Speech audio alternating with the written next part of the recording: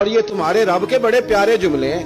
نبی پاک صلی اللہ علیہ وسلم نے ارشاد فرمایا، سونا مسلمان وہ ہے کہ جس کام سے اس کا مطلب نہیں اس کام کو چھوڑ دے۔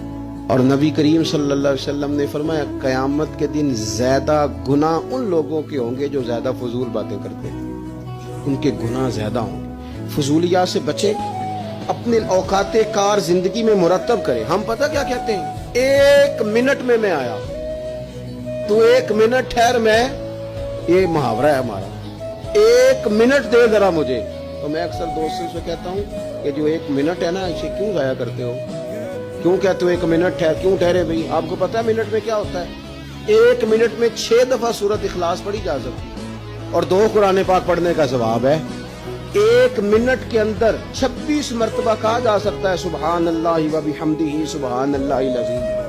اور یہ وہ کلمات ہیں کہ نبی پاک علیہ السلام نے فرمایا، زبان سے کہنے آسان ہے، میزان عمل پر ان کا بڑا وزن ہے، اور یہ تمہارے رب کے بڑے پیارے جملے ہیں، اللہ کو بڑے محبوب ہیں یہ کلمات۔